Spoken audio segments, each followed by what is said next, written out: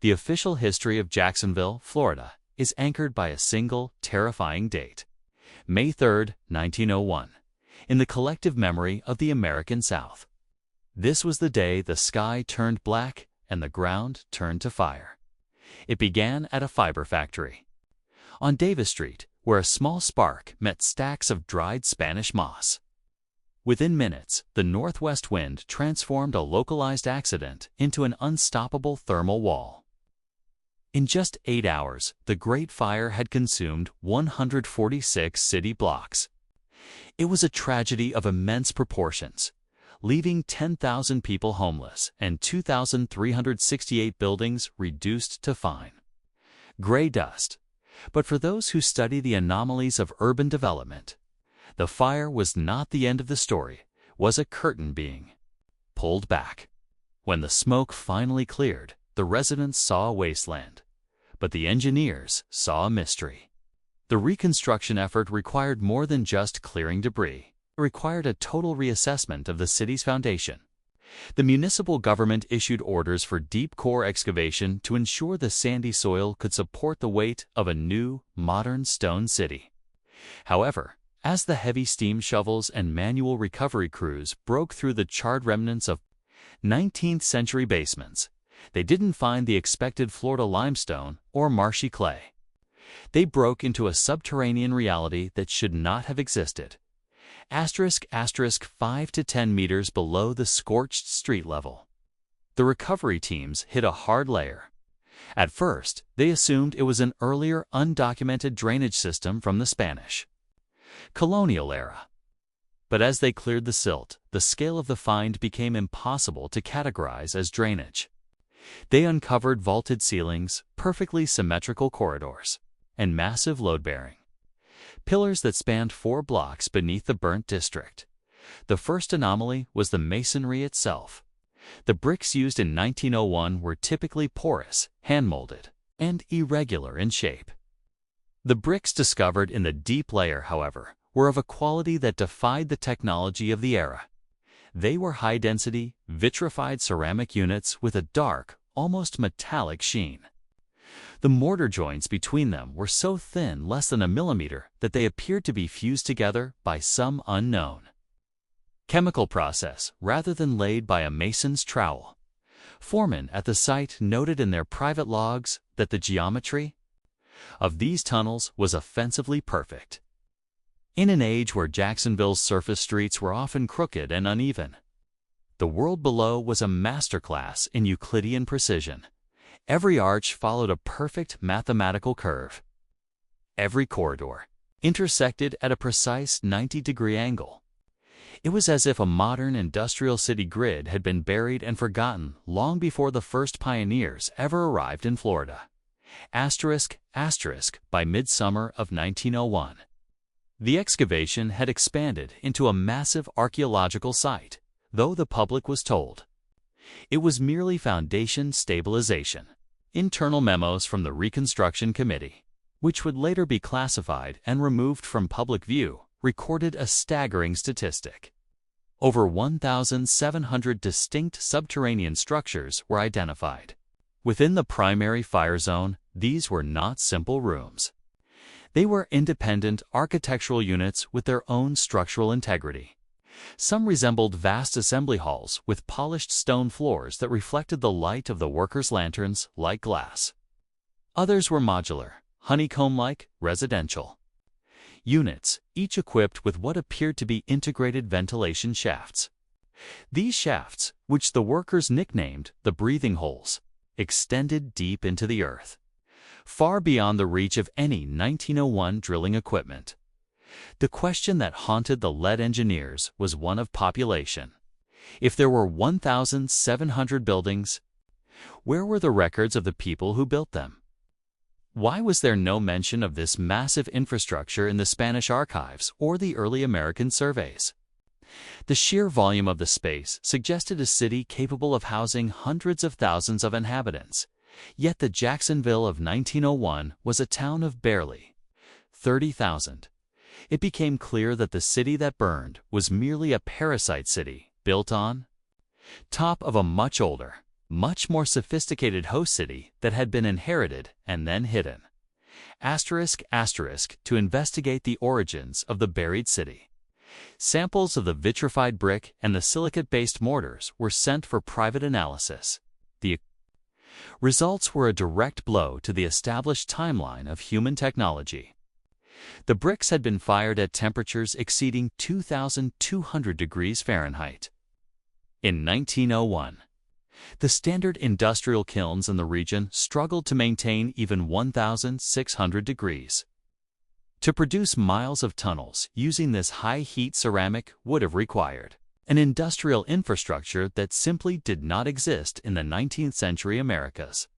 Furthermore, the flood marks on the wall suggested a geological history that was missing from the textbooks.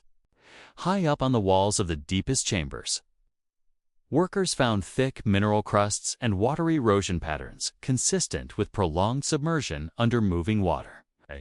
This meant that at some point in the distant past, this entire subterranean district had been completely underwater. Yet, according to official records, the geography of Jacksonville had remained stable for centuries. The bricks told a story of a global cataclysm, a great flood that had submerged a high-tech civilization, leaving only these stone skeletons behind for us to find. As word of these anomalies began to spread among the local intellectual circles, the tone of the recovery operation changed. The excitement of discovery was replaced by the cold hand of censorship. The unseen hands of the federal government began to move into Jacksonville. And the first part 2 of this story, The Great Erasure, began. In October 1901, as the reconstruction of the surface city was in full swing, a group of federal observers arrived in Jacksonville. These were men of high standing, but no clear department, carrying credentials that allowed them to bypass the local mayor and the city council. Their first order was a total lockdown of the excavation sites. The open gate policy that had allowed local photographers and journalists to document the ruins was immediately rescinded. The casual photography that had captured the early glimpses of the 1,700 structures was confiscated. The official narrative was abruptly shifted. The subterranean buildings were now officially labeled as dangerous geological sinkholes and unstable soil formations. The public was told that for the safety of the new Jacksonville, these voids had to be filled immediately. But the workers knew better. They watched as thousands of tons of river silt, sand, and liquid concrete were pumped into the intact, beautiful chambers they had just uncovered. They watched as perfectly preserved arches were collapsed with dynamite under the guise of safety. It wasn't a reconstruction, it was a burial. The government wasn't afraid of the structures collapsing. They were afraid of what the structures proved about the history of the world. The most effective part of the erasure happened not in the dirt, but in the archives. In the months following the fire, the municipal maps of Jacksonville underwent a radical transformation. Pre-fire maps from 1890, which had contained cryptic references to lower-level access or vaulted districts, were recalled and destroyed. The new 1902 maps showed a sanitized two-dimensional version of the city. The underground grid was simply deleted from the cartographic record. Property deeds were also forcibly updated. If a landowner's deed previously included rights to subterranean improvements or stone foundations of unknown origin, those clauses were stripped away during the chaotic paperwork of the post-fire rebuilding. The legal existence of the 1,700 structures was wiped out by the stroke of a pen. One archivist, whose testimony was preserved in a private family letter, described the process. They came in the night and took the ledgers. They didn't just take the photos, they took the measurements, the chemical reports, and the geological surveys. They are rebuilding the city on top of a lie, and they are making sure no one will ever have the evidence to prove otherwise. A disturbing pattern begins to emerge when you look at the great fires of other American cities during this same era. Chicago in 1871, Boston in 1872. San Francisco in 1906. In every case, a catastrophic fire cleared the slate, followed by massive excavations that revealed unexpected underground structures, which were then promptly buried or integrated into the new city as sewers or basements. Jacksonville was no different. The evidence suggests that the 1901 fire was a convenient disaster.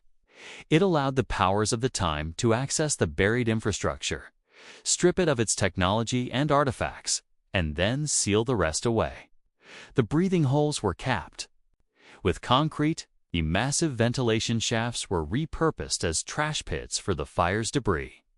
The city we see today, the skyscrapers, the parks, the streets is merely a thin crust sitting on top of a gargantuan, high-tech ghost city that we are not allowed to remember. Asterisk, asterisk, asterisk. Asterisk today.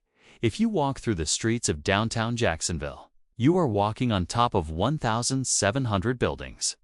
You are walking over a grid of streets that are more perfect than the ones you see on the surface. You are walking over a mystery that has been encased in concrete for over a century. The silence of the archives is the loudest evidence we have. Why did the recovery teams stop? Why did the photographs disappear? Why was a city of stone and ceramic buried by a city of wood and steel? The answer is as simple as it is disturbing. Because acknowledging the buried city would require us to rewrite everything we know about human history. It would mean admitting that we are not the pinnacle of progress, but a civilization living in the ruins of a much greater one. The Jacksonville excavation of 1901 was a brief window into the true past of high-heat ceramics, global floods, and subterranean urban planning. That window was slammed shut and locked, but the structures are still there. Deep below the pavement, in the silence and the dark, the silent metropolis waits for the next great fire to reveal its face once again. Thanks for watching. If you found this investigation compelling, remember that Jacksonville is just one city. There are many more stories like this buried under the very ground you walk on. Subscribe to keep digging. I'll see you in the next one. Asterisk.